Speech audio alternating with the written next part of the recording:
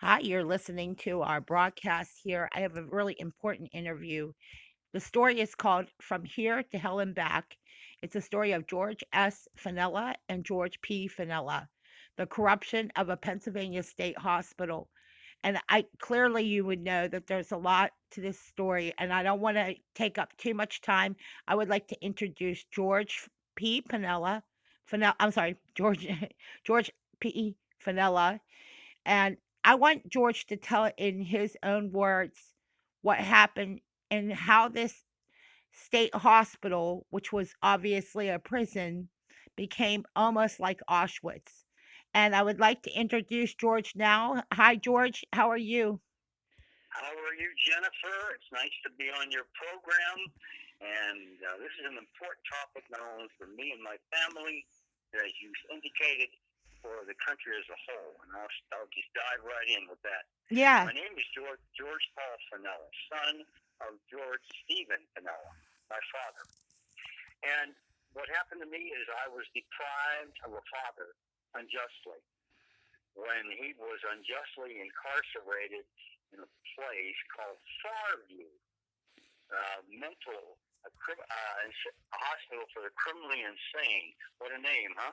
Oh, yeah. And he was there for several decades, in fact, most of his life. And to cut to the quick, what went on there was the equivalent of Auschwitz or a Japanese prisoner of war camp.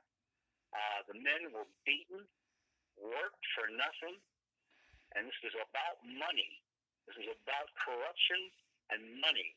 They found this thing. There's an old saying: "The road to hell is paved with good intentions." When this thing was first built, there were all the best intentions to how to deal with the mentally ill. And once they found out they could make a lot of money off of these men because of their free labor, why it turned very corrupt. A lot of people made a lot of money in that community, in that area, and they did not want the prison, this Auschwitz, to shut down. And they George. fought it every step of the way. Yes, George, go ahead. this happened in Pennsylvania. We have you in from Arizona. You're from Globe, Arizona. So Yes, I'm you're living in Arizona. Yeah, so that everybody, the audience knows a little bit about you, George. Tell them a little bit about you, um, where you live now and, just how important this story is and what it is you're gonna wanna accomplish by getting this story out. Well, I live in Arizona, and it's been an uphill struggle. I have an electrical engineering degree. I worked as an engineer, and I worked in the public school system teaching as well, and I'm retired now. But my last name is important to me because in our family we've accomplished a lot. I have a cousin by my same name, George Fanella, who has a master's in electrical engineering. I have an uncle, John Fanella, that fought at Elsinore Ridge in the Battle of Bulge. A great honor. I have other Fanella relatives that have their own business. So we have an honorable last name, except for this one stain, which was unjustly cast upon us. And as a young boy, I grew up with this burden. People looked at me askance, like they were expecting me to end up in prison as well. And quite the opposite occurred. And I was determined not to let what happened to my dad happen to me. But I was determined that one day before I died, and I would rectify, try to bring honor back to his name because he in no way deserved what happened to him. And Many men like do you him. believe it's almost like a curse over you? Like it was cursed No, over your family name? no, I don't think it was that. I think it was just unfortunate circumstance, wrong place at the wrong time. At that point in time, they needed to fill bodies. You see, they were making money off of this men's labor, and they were getting funding. So you have to have so many inmates in that compound of theirs they were running, and so they would put people in there for the most trivial reasons.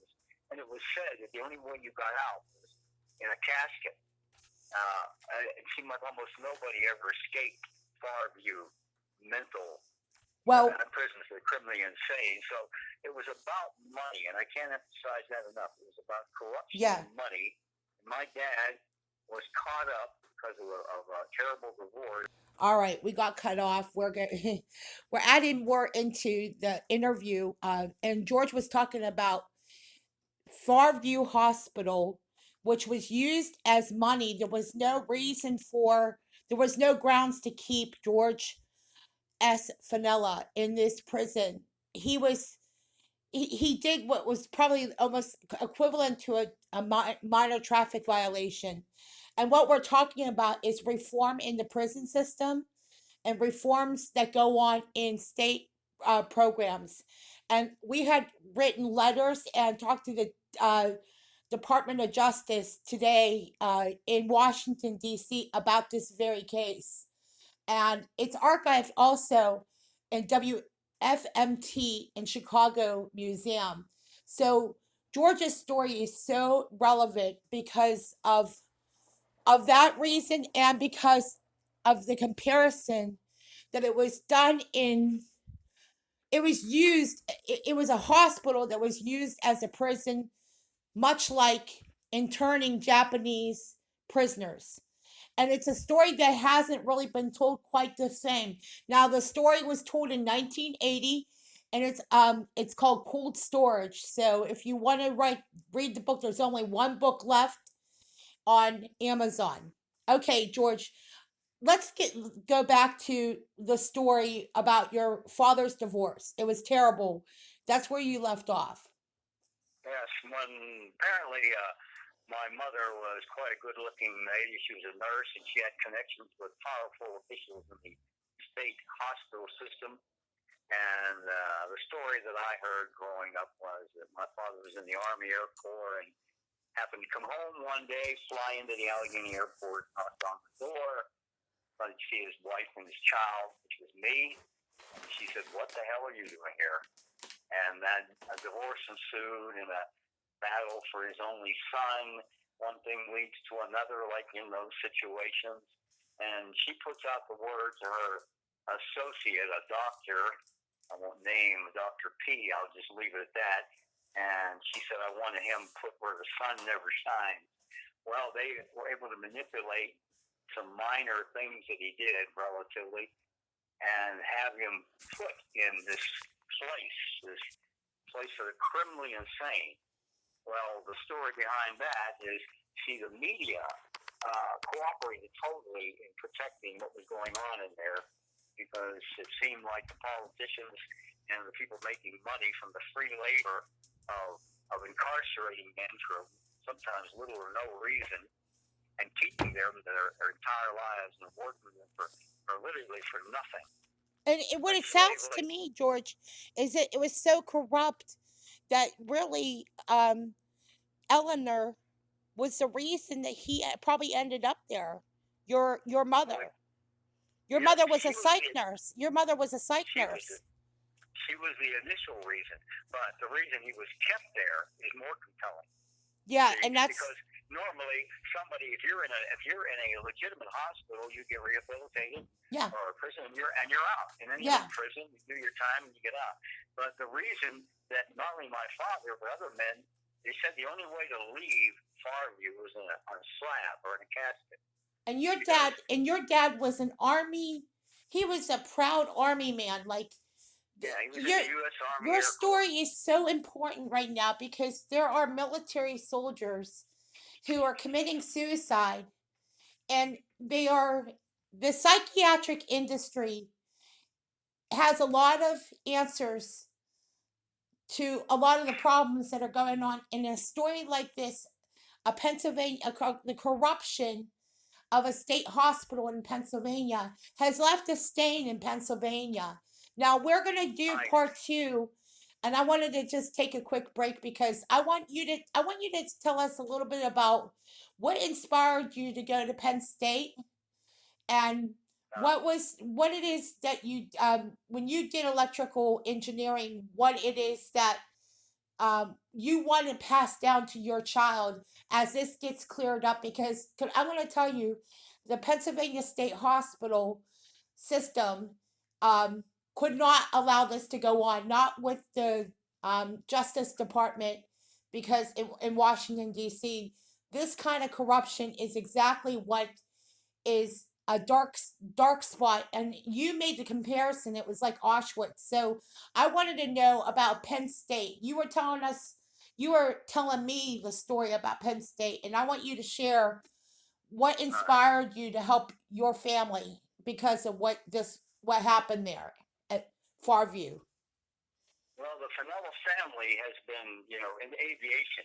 My uncle Stephen flew P-51s, and I was interested in aviation since I was a small boy. All I ever wanted to be was an American fighter pilot. I found out that you had to go to college to do that, so I said, okay, I'll get a degree. And I went to Penn State, and I took on the toughest curriculum they had at the time, electrical engineering, when I intended to go into the United States Air Force and become a fighter pilot. But I had so many offers from 15 companies when I graduated, and the temptation was too great to pass up. And so I didn't end up doing that. I just became an electrical engineer. I got married to my college sweetheart. I had a couple of children.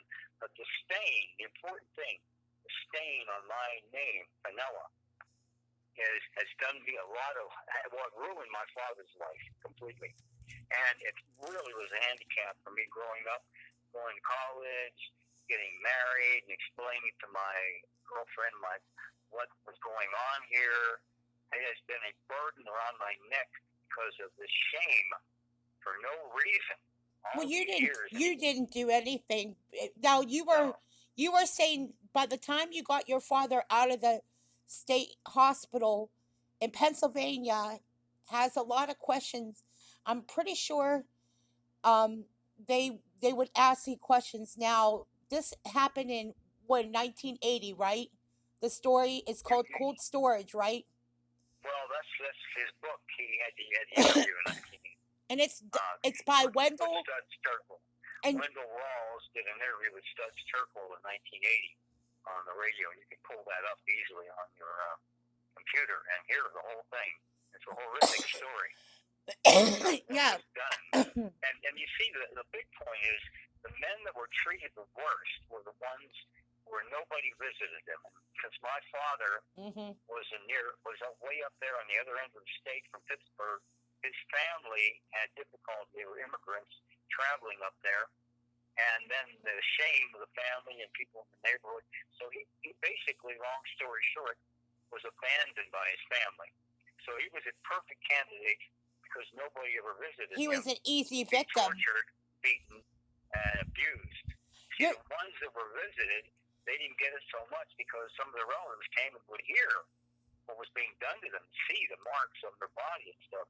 I wanted to jump in here and say your dad was basically beaten and left in conditions that were so dehumanizing and humiliating. And let's tell them, because we're going to get into part 2. We're going to have to wrap it up here. We only have about a minute left for the end of part 1. And if you want to listen to the whole story, it is archived in the Chicago Museum. It's also online. It's called Cold Storage. And the interview is from 1980. And it's about From Here to Hell and Back Again. And it's the story of George S. Fanala and George P. Fanala. And it's the corruption of a Pennsylvania state hospital. And what you said in this whole interview is so important because this may be a breakthrough for what happens from this point on at the district justice. Like when it comes to justice at the federal level and at the state level, that there no hospital system or any place where mentally handicapped or anybody handicapped by this would ever be mistreated or dehumanized. And that's right. In a hospital, any institution, any prison, a prisoner has rights and has a hope of getting out. But that was not true with Farview. Farview was basically the only way out was on a slab.